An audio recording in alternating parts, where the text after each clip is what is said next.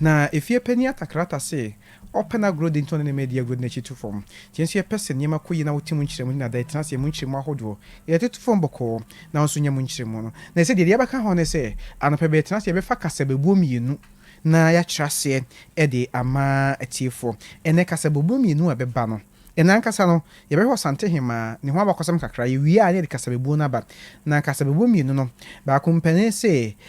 entwiwa kan hema no okochi ohiribon a ne madakom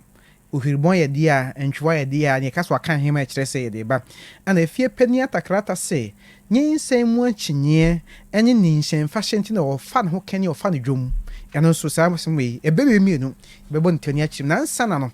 ene ye behwe Asantehemaa ho abakosem kakra ene se aboane yesne din de asere wasikensu oya anoma se ye kasa kan ho aso no anka na ho fa na se wonnim aboane ho mpaninsem enti atra se ye ka na nanom asem ye Asantehemaa so ne anka na ho abakosem se ye anye ne ye kra na ye wura mu ntentem so ano na na makuna do Yiadom otoso miense Asantehemaa wono etoso edunan na ochese wo na afia pem hankono diunu nso 1927 mu o maame Asantehemaa nana afia kobi sewa ampematoso miensa ono ebedi ade afia pem hankono adiosonso kosi afia pinu ne dunsia 1977 to 2016 Asantehemaa baba ko tena akonya kese so che pa eno no na ne papa nso opani kofi fofie a ono ewo no free besiase ye no ben etimetim na ochire se ye na Hemaa ye kana asemi ni nia nimpon ene Asantehemaa otumfo 82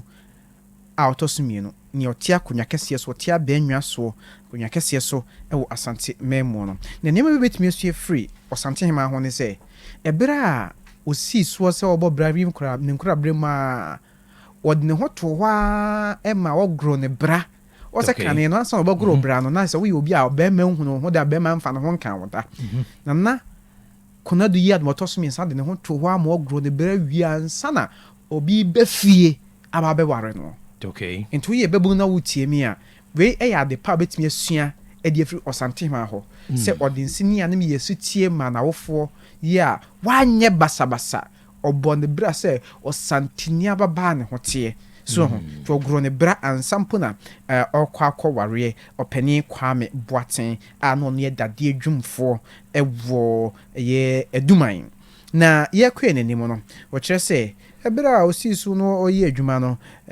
oyobi a wasa kane no ohwe sa abre no 1927 no a na formal school no enya nyihini sa na nso kane de wo de hia na o shoda penkrofo nim de fo abem mo kire wade kwan fa so no dom bekasa kwan fa so be ye onima to sua de pa yo bi a no onim de fo papa a na enye asemketo akra ne mofra bre no ne ne ma me pani betena se ewo Asante New Town and to ha no kire se Ashtown wotete ye na Hemaa ene wanya ne baby ekro no na o kire se oyobi a na odwadini no sounds ye kwieni a na otontontonton nioma just what in senior name anana eye adwuma na no yobi nso a wonfa ne Kristo som eni agro o kire ma onya mfrensia duonu mienu ana obasu e wo Savior Church of Ghana asori ne mo GD Koko GD Savior Church of Ghana o kire se ne din odima na Ruth no no mfa ne som ni agro nyame som pa na odima akotena a na enye asem ketwa kra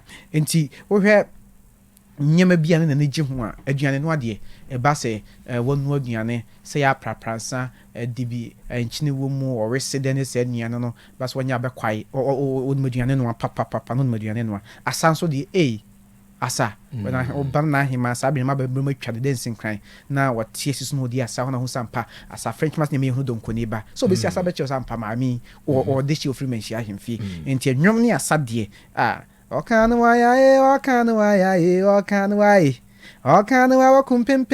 bekuma dia so Okanwa awa Okanwaya Hemaa no dia sa utum say ye or this shit eti na Hemaa ni nimo ye bia utum sampa na nim say o kire say emre bi atwam mu obosum bi kra hye ne honkom so oba be di Asantehemaa okay